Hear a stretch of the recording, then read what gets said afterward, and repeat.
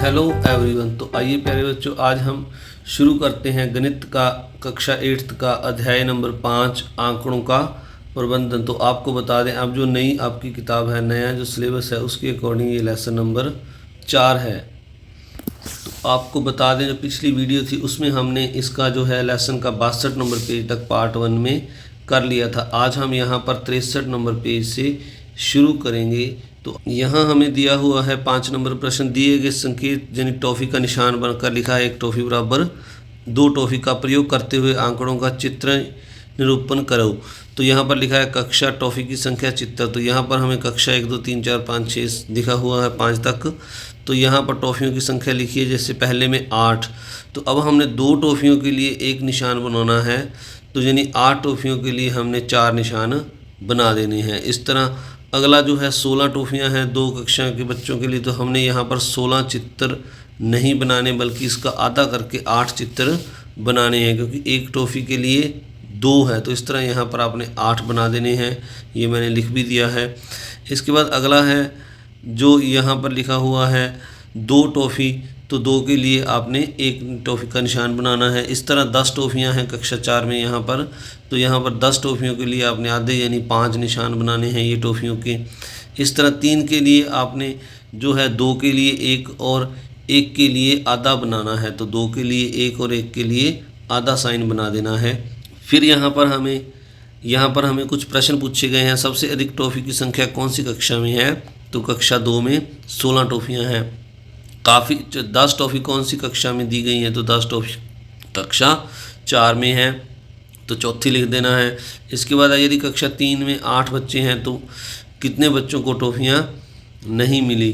तो अगर कक्षा 3 में जो है यहाँ पर 8 टॉफ़ियाँ हैं, तो अगर हम देखें यहाँ पर कक्षा 3 में बच्चे 8 हैं और टॉफ़ियाँ 2 बांटी गई हैं, तो 8 में से 2 को माइनस करेंगे तो 6 जो बच्चे हैं उनको टॉफ़ियाँ नहीं मिली हैं। इस तरह अगला सम है जो 6 नंबर सम, इसमें यहाँ पर लिखा हुआ है एक सप्ताह में कि विभिन्न दिनों में बल्बों की बिक्री नीचे दर्शाई गई है। 5 बल्ब के लिए हमने एक शून्य यानी एक निशान बनाना है। अब सोमवार को अगर देखें तो बल्बों की बिक्री है जो यहाँ पर निशान है 1 2 3 4 5 6 निशान हैं।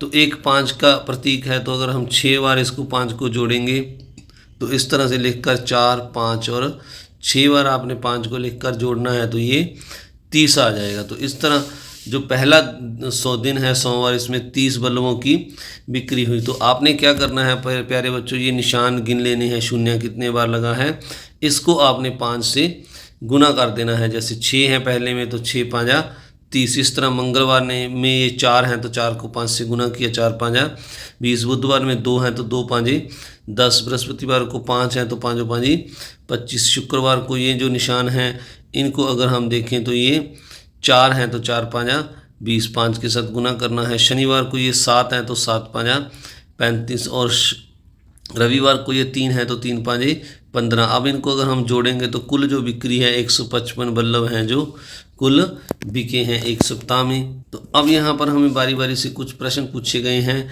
पहले प्रश्न में लिखा है सोमवार को कितने बल्ब बेचे। तो आपने इस जो पीछे वाला जो टेबल मैंने आपको दिखाया है, यहाँ पर सोमवार को आपने देख लेना है। सोमवार को 30 बल्ब बिके, तो आपने यहाँ पर लिख देना है सोमवार को जो है 30 बल्ब बिके। किस दिन बेचे गए बल्बों की संख्या अधिकतम थी? तो शनिवार को सबसे ज़्यादा बल्ब बेचे गए थे। किस दिन बेचे गए बल्बों की संख्या न्यूनतम थी? तो बुधवार को सबसे कम बल्ब बेचे गए। तो इस सारणी में आप देख सकते हैं प्यारे बच्चों, सबसे अधिक जो बल्ब हैं वो शनिवार को 35 बल्ब बेचे गए और सबसे कम बल्ब बुधवार को 10 बल्ब बेचे गए। इस तरह अगला प्रश्न है हमारा, यहाँ पर लिखा हुआ है, आपने इस सारणी से देखकर उत्तर देने हैं। पूरे सप्ताह में कुल बल्बों की संख्या, बेचे के बल्ब जैसे मैंने जोड़ा था तो 155। किस दिन बेचे के बल्बों की संख्या समान है? तो बुधवार, मंगलवार और शुक्रवार को बल्बों की संख्या समान है। यहाँ पर अगला प्रश्न पूछा गया है, एक बल्ब का दाम 12 रुपया, तो शनिवार को बुधवार की तुलना में कितने अधिक पैसे मिले? तो अब अगर हम देखें शनिवार को 35 बल्ब बेचे गए, तो एक का मूल्य 12 है, तो 12 के साथ गुना करेंगे तो 420 रुपये आ जाएगा। इस तरह बुधवार में 10 बल्ब बेचेंगे तो 12 के साथ गुना करेंगे तो ये 120 आ जाएगा। अब इनका अंतर करेंगे तो ये 300 दोनों को घटाकर अंतर आ जाएगा। इस तरह आगे जो लिखा हुआ है यहाँ पर नीचे दिए गए दंडलेख दिखाया गया है। आगे यहाँ पर लिखा हुआ है, इसके कुछ हमें प्रश्न दिए गए हैं। यह दंडलेख क्या प्रदर्शित कर रहा है? तो प्यारे बच्चों, अगर हम देखें इस दंडलेख को, तो ये दंडलेख कामगारों की प्रतिदिन की आय को दर्शाता है। यहाँ पर कामगारों की संख्या लिखी है और यहाँ पर प्रतिदिन की आय लिखी है। आगे है न्यूनतम आय वाले कितने कारागार हैं? तो सबसे कम जो आय वाले हैं वो यहाँ पर 4 कारागार हैं। इसके बाद अगला प्रश्न लिखा हुआ है, यहाँ पर अधिकतम आय वाले कितने कामगार हैं? तो अगर हम देखें तो सबसे ज़्यादा जो यहाँ पर ग्राफ में है ये 14 है, तो 14 वाले सबसे ज़्यादा हैं। इसके बाद अगला प्रश्न है, इस 14 लिख देना है। यहाँ पर आपने 250 रुपये वाले कितने हैं? तो 250 अगर हम देखें तो ये 250 वाले यहाँ पर 10 कामगार हैं, तो आपने ये 10 लिख देना है। इसके बाद है कुल कितने कामगार हैं? तो आपने ये जो है यहाँ पर 4, 6, 5, 10, 15, 14 और 5 को जोड़कर यहाँ पर लिख देना है। इनका योग 44 आ रहा है। अधिकतम कामगार किस आय वर्ग में है? तो किस आय वर्ग में अधिकतम कामगार हैं? तो यहाँ पर अगर हम देखें 250 से 300 के बीच में अधिकतम कामगार यानी हैं, तो ये हमने 16 यहाँ पर दिखा देना है। इसके बाद अगला प्रश्न है प्यारे बच्चों, अगले पेज पर चलते हैं हम। यहाँ पर लिखा हुआ है 7 मैचों में नितिन व अरविंद द्वारा बनाए गए रनों की संख्या दी गई है। नीचे दिए गए बार ग्राफ के आधार पर प्रश्नों के उत्तर दो। तो ये हमें यहाँ पर रनों मैच की रन यहाँ पर रन लिखा हुआ है और इस तरफ मैच जो खेले गए हैं उनकी संख्या इस दोहरे दंडलेख में दर्शाई गई है। तो सबसे पहले यहाँ पर पहला प्रश्न है, नितिन ने श्रृंखला में सबसे कम रन किस मैच में बनाए? मैं आपको बता दूं एक थोड़ा सा, और ये जो है नितिन और अरविंद में जो हमें यहाँ पर मैच दिखाया गया है, इसमें जो चौथे मैच में नितिन ने सबसे कम रन बनाए हैं। तो ये नितिन के लिए जो ग्राफ है यहाँ पर ये लाइनिंग जो है ये नितिन वाले हैं। इस तरह अगर हम नितिन के सबसे कम रन देखें तो 4 नंबर में ये लाइनिंग वाला ग्राफ देखें तो इसमें 8 रन बन रहे हैं। इसके बाद अगला प्रश्न है, अरविंद ने सबसे अधिक रन किस मैच में बनाए? तो अरविंद ने जो छठा मैच है ये इसका जो ग्राफ है सबसे बड़ा है, 112 तक जा रहा है, इसमें सबसे अधिक रन बनाए। किन मैचों में नितिन ने अरविंद के से अधिक बनाए?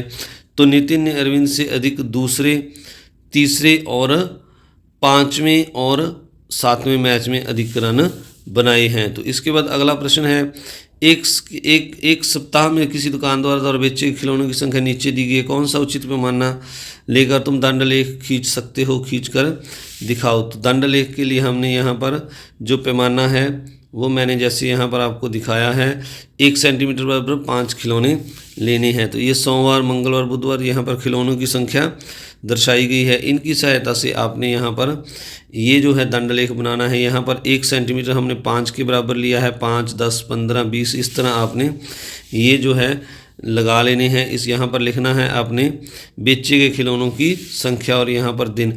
जैसे सबसे पहले सोमवार है तो सोमवार को 15, मंगलवार को 5, बुधवार को 10, बृहस्पतिवार को 25। तो ये इस तरह शुक्रवार को 15 और शनिवार को 10 और रविवार को 35। तो इस तरह आपने इसका बार ग्राफ बना देना है। तो मिलते हैं अगली वीडियो में।